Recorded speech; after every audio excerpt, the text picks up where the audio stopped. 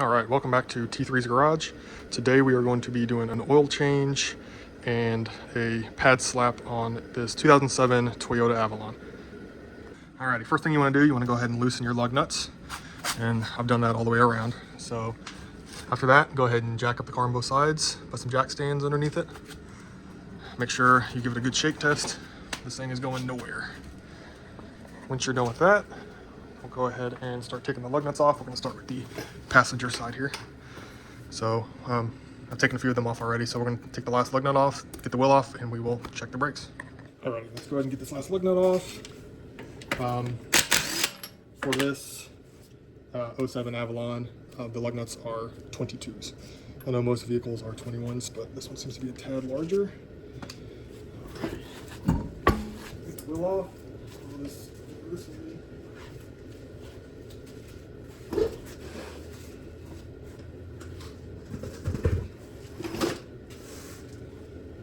Alright, I like to just go ahead and put the wheel up underneath there just in case. Can never be too safe. So here you can see we have the caliper. Let me try to adjust that a little bit for you. Alrighty, so here's a caliper. The pads will be on each side of that. I believe it was sometime last year, we put new boots on this CV axle here and also on the inner tie rod there. So I always like to check up, make sure everything's looking good there. Yeah, everything looks great. I don't see anything leaking from those boots, so that is definitely good. So I will grab the wrenches and we'll get this caliper off. Okay, so we have a 14 mil. With this being Asian, it will be metric. So 14 to get the bolts off back there. A few other things. Always like to have can of brake clean, brake lube, and some shop towels. Just makes everything a little bit better. So let me get these. Let's see if I can move you guys in here. See if I can show you. Maybe not. So it is going to be, let me take you guys out here.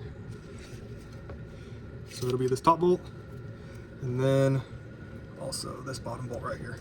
And this is where your slide pins are, there and there. So we're gonna take those out, and then we'll be able to slide.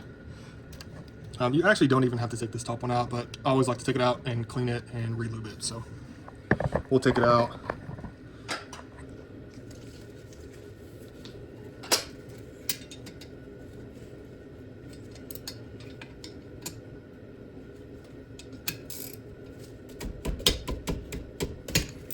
I did the brakes on these cars. This is my mother-in-law's car. I did the brakes on this car a few years ago. So they've been making some noise. I think they're semi-metallic. They were semi-metallic pads, so I did pads and rotors on it.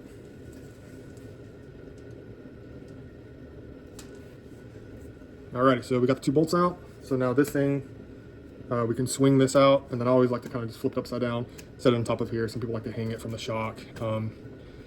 But as long as you're not bending this or putting any stress on the brake line, you'll be pretty good. So flip it right like that. It also gives me some good access here to push the piston back as well. So we will be doing that after we change the brakes out here. Alrighty, so here are the pads. Yeah, there's definitely some good life on them. But like I said, they were making a lot of noise. I think it was just time to upgrade. We have some ceramic pads, and that will be much better. Let's see what the inside one looks like. Alrighty, so the inside one, definitely a lot more worn.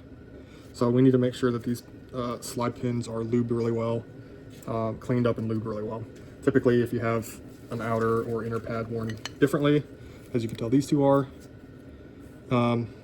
that's typically a problem with the piston not being able to slide well. So we want to go ahead and make sure that these are cleaned and lubricated really well. Okay, so we're going to go ahead and pull these slide pins out. It's just easy. You just kind of have to hold the rubber boot back and pull the pin out. So we can look. There's definitely some lubricant there, but it's pretty gross. So we'll go ahead and clean this off.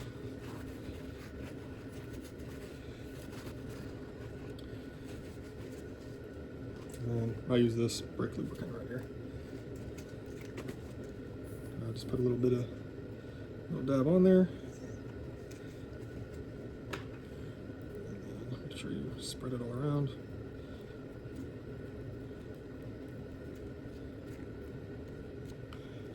And there you go. This can go back in.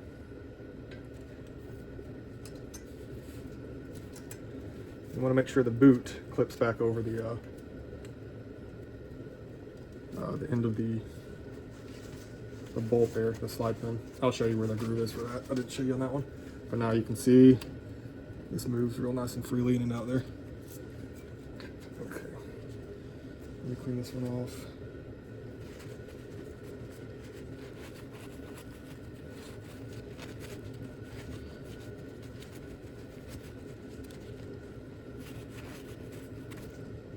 So you can see right here the ridge. That's where the little rubber boot sits in. And then these are the bolts that we took out for the hold the caliper, and they actually thread into here. So.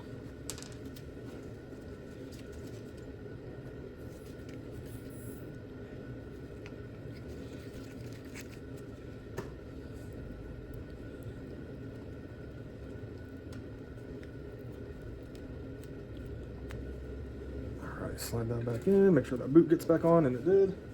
That slides nice and easy, that slides nice and easy. May put just a little bit more on there. This is the top one here.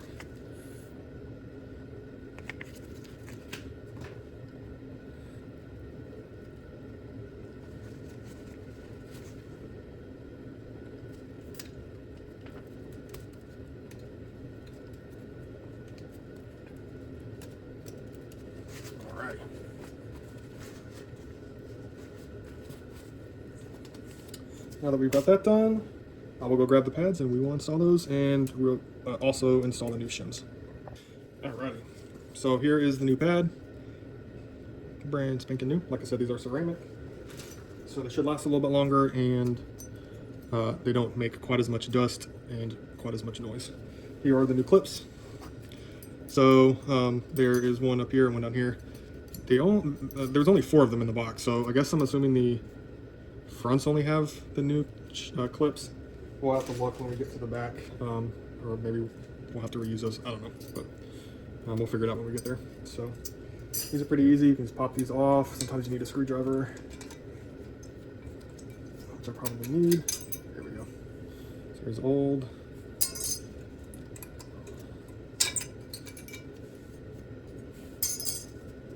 I like to just get a wire brush and just kind of clean these surfaces out here, just so that those clips can sit a little bit better. Okay. Now, in all my time working on vehicles and doing brake jobs, these clips are just kind of a pain in the butt, but they're there for a good reason, so you need to exchange them.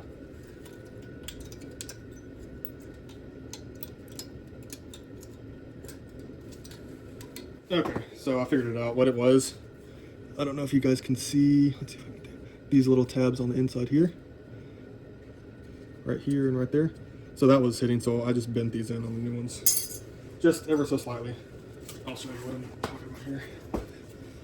So it is these little guys. So just bend that in ever so slightly. That way they fit much better. Watch this not fit better. Like a glove. One thing I like to look at with these clips, I always like to make sure that they're not rubbing the rotor, because if anybody knows, that is not a good sound. Okay, good to go. I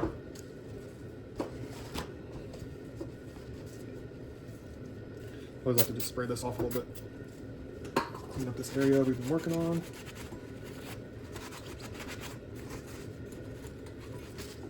And then what we're going to do, we're going to take a little bit of this lube and just put a little dab here. This just helps it, the pad slide in and out easier.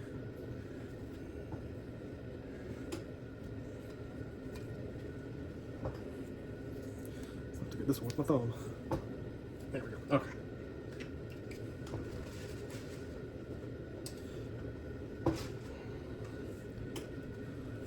Alrighty, so new pads. Sometimes it's kind of hard to figure out what way to orient them, but the easiest way I figured it out is just the arch goes here with the arch here, so it'll stick right in here. And then you have to put them into the bracket and kind of twist it into place. You're good to go. One other thing, which is not really necessary, but some people like to do it, they like to put a little bit of this brake lube here, and that just kind of helps make everything not stick or seize. We're also going to put a little bit more on or put some of that lube on the back pad here, because that is where the piston is going to hit it. All right, think backwards. Here we go.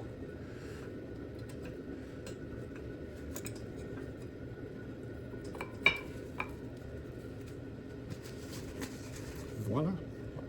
So now, this is what we're looking at. Got the pads in there. They are in the slots where the new clips are. One more thing before we put the caliper on and finish this job, we are going to have to compress this piston back. And one thing you want to do always before you press the piston back is you want to open the brake fluid reservoir cap just the slightest, so the fluid that is returning back is not getting pressure into the reservoir. So I'm going to go undo the cap and we will get this pushed back in. Alrighty, I have this Maddox disc brake pad and caliper service tool kit. I used to just use the old pad and a C-clamp, but I have upgraded. I'm bougie, so we will use this. We will use this, and it looks like we're going to use the big boy here. Yeah, that's going to fit right there. Let me see if I can get you guys a better angle for doing this. So what you're going to do, you're going to take this, you're going to slide it over, and that will push against this.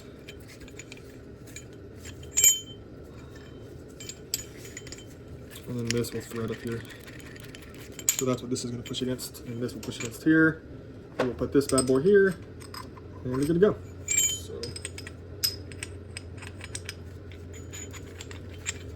So this is kind of what it looks like. Here are two little holes in that this slides onto.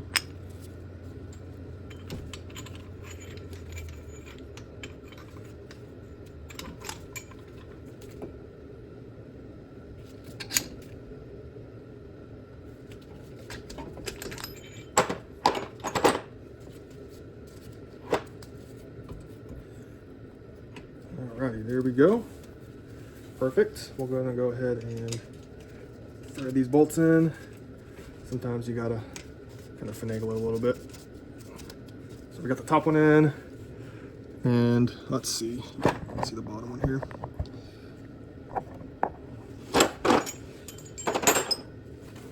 So this bottom one, we're gonna have to push this bolt, the little slide pin in, and then we're able to get that going.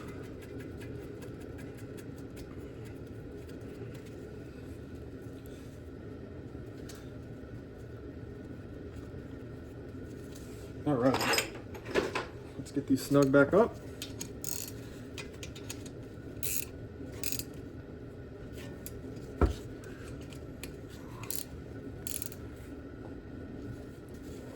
Alrighty, and that right there is a successful, what we call pad slap. So I will go around, I'll get all the other ones done. If there's anything that comes up with those, I'll definitely let you guys know. And then we will move on to the oil change. All right, so real quick, you can see here we've got a new rotor on here. I was doing the driver's front side. The brake pad had been worn down so much, you can see here on the corner there, that it had actually caused a pretty crazy groove into the backside of this rotor. Obviously it's kind of hard to tell exactly, there's a pretty big lip here. So I ran out and I grabbed a new rotor, so we'll get that installed and we will move on to the oil change. Okay, I forgot to mention, so in order to take the rotor off and put this new one on, you'll have to take this bracket off.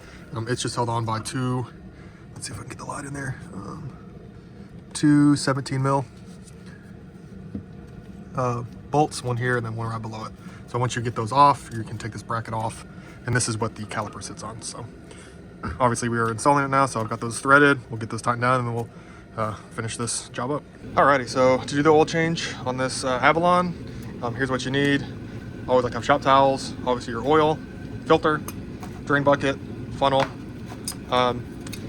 These Toyotas, they use a special like adapter to get the filter cap off. I just like to use this filter wrench. It just kind of helps make it a little bit easier. And then you can get a 14 wrench, or I've got my ratchet with the socket on there. So let's get up underneath there and drain this oil. Alrighty, so we are underneath the car. The first thing I did, I went ahead and just unscrewed the oil cap from the top. That just helps all the oil drain just a little bit easier. So here is going to be your drain bolt for your oil pan, and then here is the filter housing. So let's go ahead and get the 14 and crack that.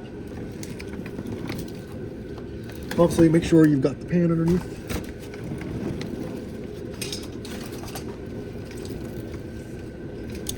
Righty tighty, lefty loosey. Shouldn't be too terrible. Here we go.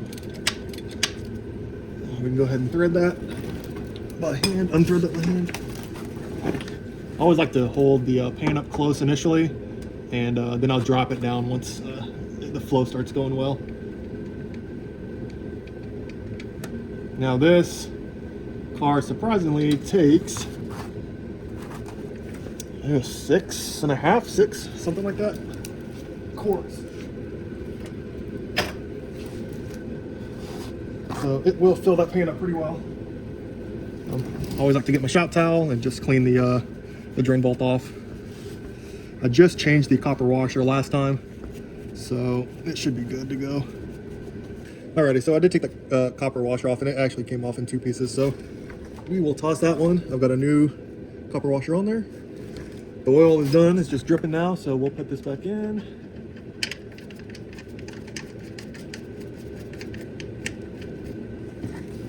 Take that shop towel we've got, clean around it.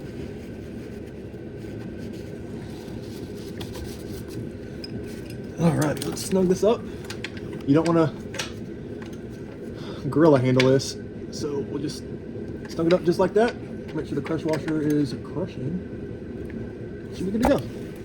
Alrighty, let's move on to the filter housing.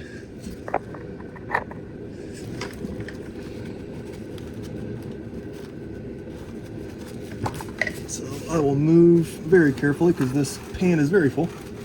Move this right underneath. And I always like to lay down, I don't know if you can see, I always like to lay down some cardboard underneath here just in case it does spill. It's not getting all over your garage. So again, it's got 2 wings on this housing cap. There's a special tool. I was using it for a while, but these pliers work just fine. So we'll grab it here, twist.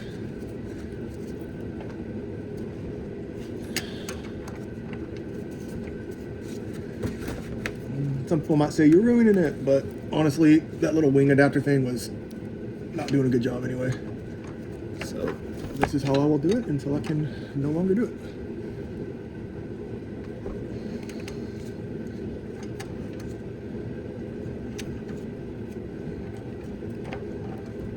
There's an O-ring on here, and we will change that out, so you'll get to see that, but that's kind of why it's a little tough until that O-ring lets loose.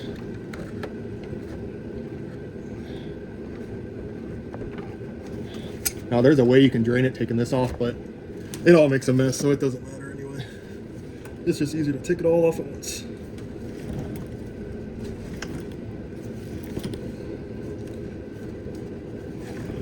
Alrighty, once you get it loose, it'll start dripping there. Yep. And I missed my spot.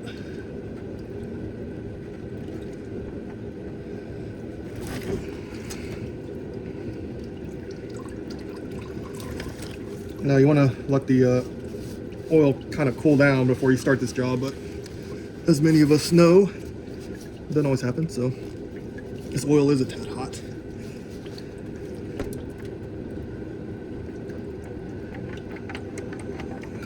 take it all out.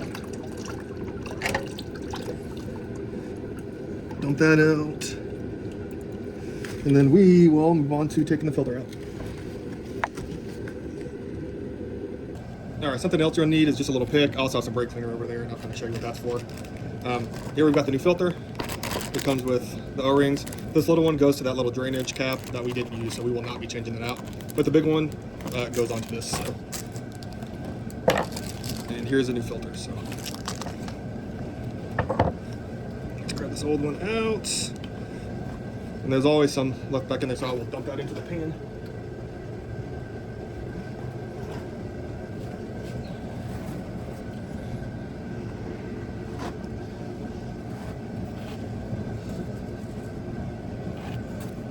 And I always just like to clean this. Take this straw off.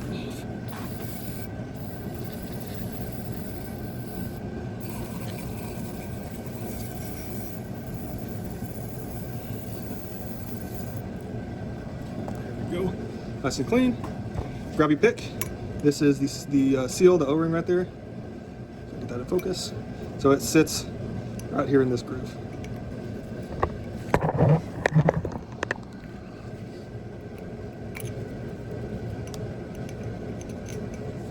That off. We've got the new seal. Let's see if I can get this open.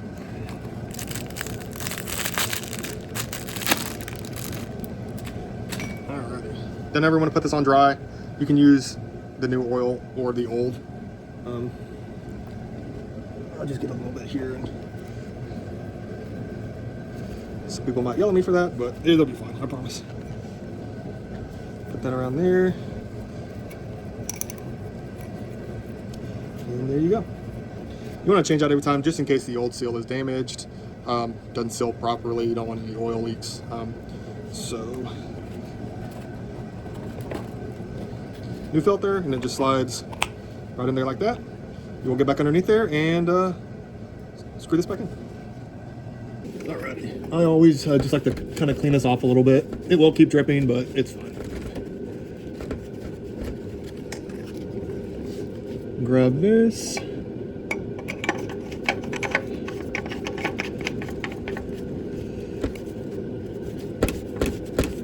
And again, you do not want to over tighten this or anything, just make it to where it's snug.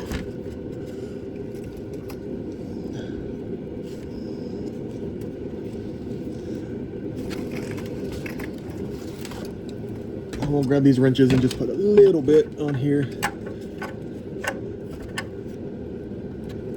And there you go. Let's head back up top and fill her up.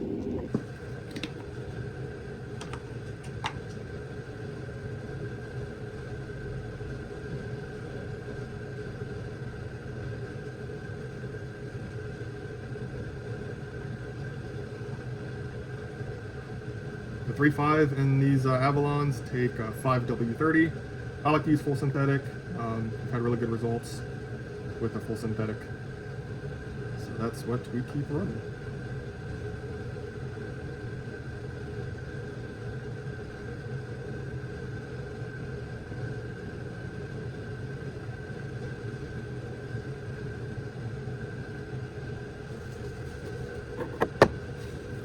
Grab a shop towel. You always want to clean the first swipe on your dipstick, so we'll clean that off and check. Now we are on an incline just because we have the car lifted, so this is just a preliminary just to make sure that we have some good oil. I don't know if you run that again.